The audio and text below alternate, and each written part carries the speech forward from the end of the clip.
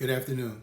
Welcome to episode 51 of the Blunt Talk Sports Podcast. I'm your host, Anthony Wright, coming to you from the beautiful and warm confines of Atlantic City, New Jersey. Wherever you may be watching or listening, I thank you as always. Like, share, and subscribe. It helps the channel.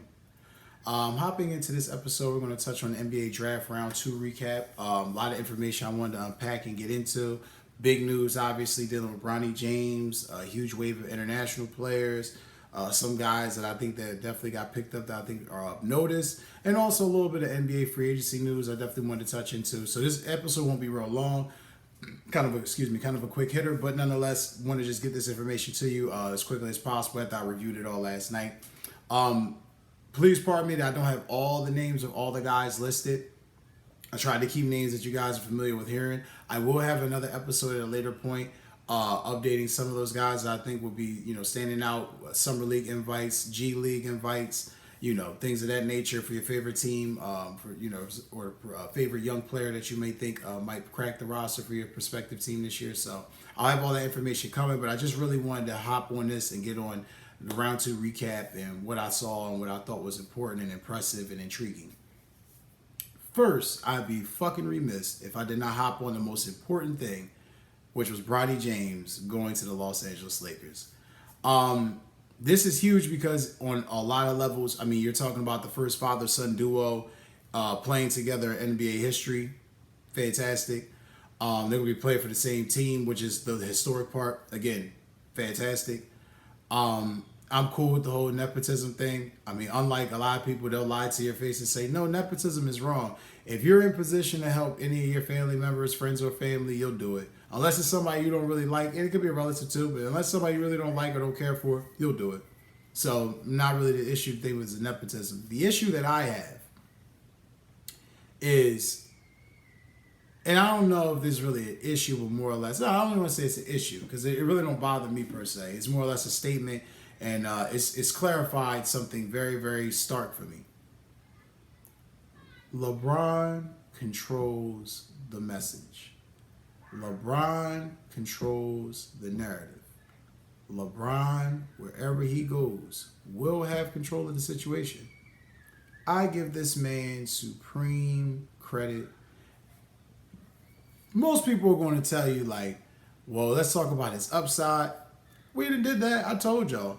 Bronny's going to be, if he's allowed to develop, he'll be a good young player. He's a 3-and-D player right now. He needs to add a little bit more weight and size. But again, Kobe did, LeBron did, they all did. So he knows what he's got to do. I'm even intrigued for the fact that he's playing with his dad. That's going to be interesting. We'll see if he even cracks the lineup, because I don't think he will. I think he's going to have to start out in the G League. He's going to have to really, season himself some more before he gets into the NBA. That being said, though, LeBron has just proven to me that he runs the NBA. If LeBron wants it, LeBron gets it. And I think if Mike would have had this internet age too with his game, attached to it, maybe this may have been the same thing. Because I can honestly tell you, he done got the coach he wanted. He got his son on the roster. Everything is set up for LeBron. Everything is set up. And I know there's some Lakers fans that's in my family, some Lakers fans that's near and dear to my heart that are pissed because they feel like, they just give him whatever he wants. But let's be real. Without LeBron, y'all be ass. You wouldn't even have another championship. So, But regardless of what, though, I feel a little weird about this only because I don't know when he's going to be able to crack that lineup. I don't think he's going to be able to crack it now, not with the guys in front of him.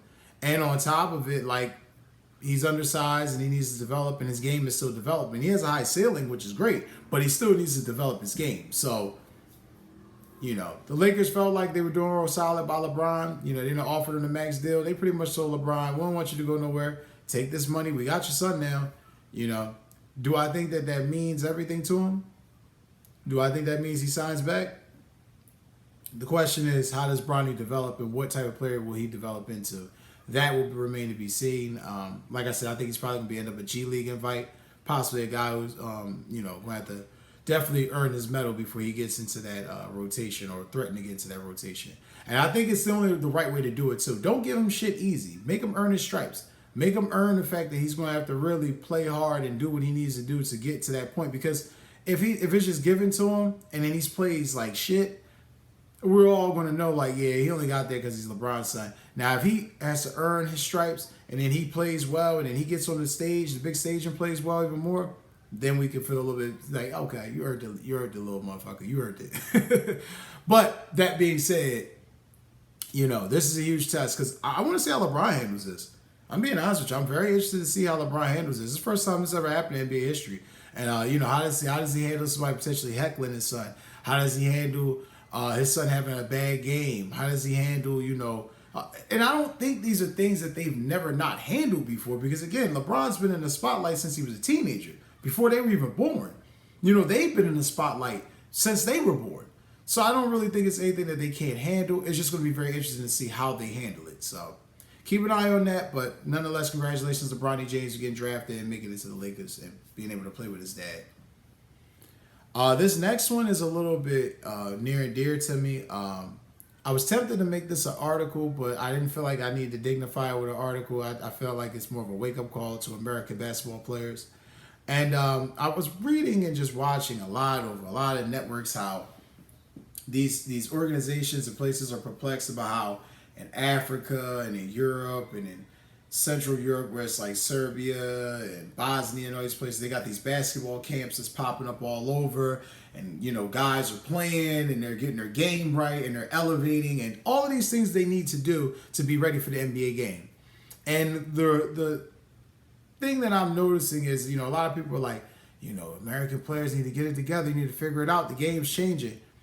That to me speaks to them not being coached properly.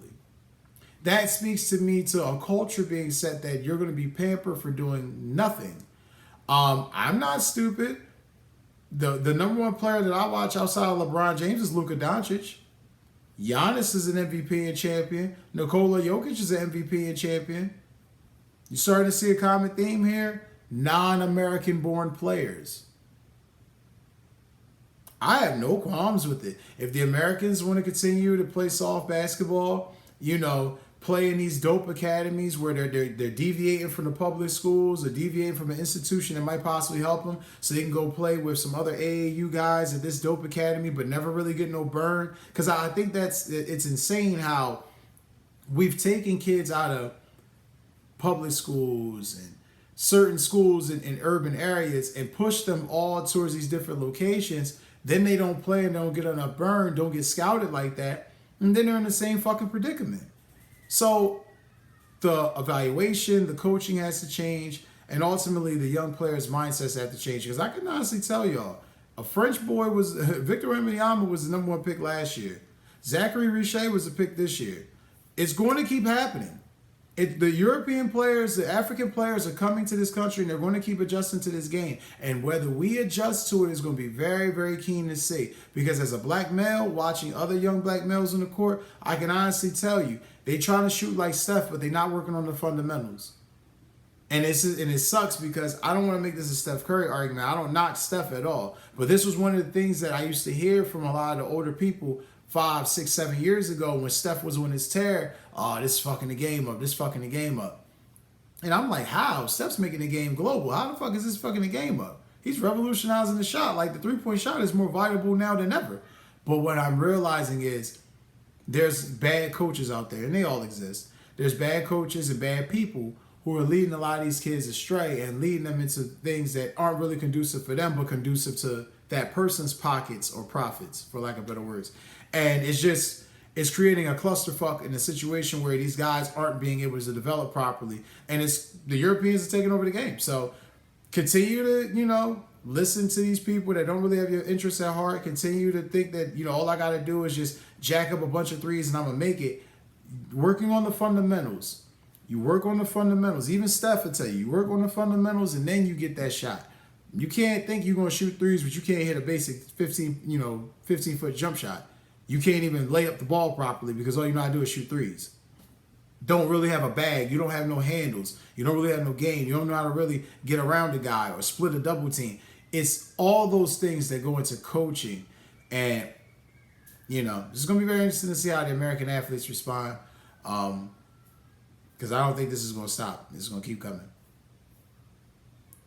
Hopping other into this news was actually kind of surprising. There was a trade that happened yesterday, guys. Nuggets to create in my opinion, which I think it was kind of reported was a salary cap move. Nuggets traded guard Reggie Jackson and three unprotected second round picks to the Charlotte Hornets.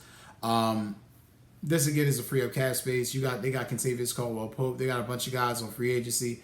Probably not going to be able to keep that team together. Probably going to be a completely different iteration of what they once were a year or two ago. I mean, hell, this season it cost them because they had to get rid of guys. Losing guys and didn't really replace them, and it cost them. So very interesting to see what the Nuggets try to do, who they're able to add, because they're still within championship contention, but losing a bench. You heard me say it all spring, all throughout the postseason. If you're not 3, 5, 8 deep, you asked out. So interesting to see who the Nuggets will acquire with that salary cap space. Looking at now the draft, highlighting on some more of the recaps of the draft, some other tidbits I want to hop on. Our boy Kyle Filipowski from Duke was drafted to the Jazz. No shot there. Definitely, they need a guy like that. They have Lauri Markkanen, but they need another big. They can kind of space the floor too. Great pickup. Tyler Kolek, the guard out of Marquette, was drafted to the Knicks. I thought that was impressive. There was a couple other guys. Alex Bona, I should say. Correction if I butchered your name, I apologize. But went to the Sixers. So there was a couple other notable picks in there. A lot of those guys aren't going to probably make it to the roster. They're going to have to go through summer league, developmental league, tryouts, two-way contracts. But nonetheless, they made it, and I'm happy. And one other guy I wanted to hop on too that I was definitely excited to see. You guys heard me comment about Enrique Freeman, a guy that went to Akron, was the walk-on, wound up being drafted. He actually got drafted by the Pacers, so not too far from home too. Definitely a good story. Definitely interested to see how he turns out. But that was pretty much it for the notable players being drafted. Like I said, I'll have a further update later on, stating some of the other guys that I think of notice, so I think you may want to keep an eye on. But to wrap up this episode, we're going to hop into, last but not least, and this source comes from NBA.com. 8 most notable free agents going into NBA free agency this year. List is kind of sexy, kind of not. Names on the list, headlining the list is James Harden, currently of the Los Angeles Clippers. Tyus Jones played with the Wizards this past year. Tyrese Maxey, obviously we know plays for the 76ers. Emmanuel Quickley played for the Raptors. D'Angelo Russell, a.k.a. John Starks, played for the Lakers. And Russell Westbrook, played for the Clippers. So, kind of the key things to note, I wanted to kind of touch on before I dive into all of this. James Harden had shot 38.5% on pull-up threes, which was best in the league last year. Tyus Jones was coming off a career year, points, rebounds, assists. Tyrese Maxey, he could have got the max extension last year, but he didn't. It's kind of more of a financial thing, not with him, but because of the team salary cap. He's getting his contract, so this guy, you can kind of take him off the list. They already giving him his extension. Emmanuel Quickley, his minutes diminished in Toronto, so you kind of figured he was going to be gone. Points dropped too, so. D'Angelo Russell shot 41.5% from three-point range last year, which was a career high for him. And Russell Westbrook being, Mr. Resourceful and Mr. Everything coming off the bench for the Clippers. I have issues with a couple of these guys. I mean, excluding Tyrese Maxey, Emmanuel Quickley, if your minutes diminished in Toronto and they needed guards that could play and they lost OG Anunoby, says a lot right there in itself. Tyus Jones, interested to see what he may be able to do. To me, seems like a decent player, but not really anything to write home about. James Harden, y'all know how I feel about James Harden. At this point, he's a walking 16 to 18 a game. Not really much after that. Don't really know what you're going to get out of him. D'Angelo Russell, that's the one I keep going back to. Shot 41.5% from three-point range, but again, disappeared. This guy's going to disappear. So do you really want to pay him top dollar when you know he's going to disappear? And Russell Westbrook, I just feel like the Clippers have to bring him back just because he's been such a stalwart off your bench and a great player off your bench, and he's helped that team in clutch moments where I feel like they need to bring him back. It's imperative. So we're going to be keeping an eye on free agency, keeping an eye on the moves the teams are making. The Kings were definitely aggressive yesterday too. The Kings have wound up trading Sasha Vesnerov and also Davion Mitchell to the Raptors for Jalen McDaniels. Kind of like Jalen McDaniels, a decent 3-point shooter, kind of a 3-and-D guy, backup. But that move was pretty much to create cap space as well.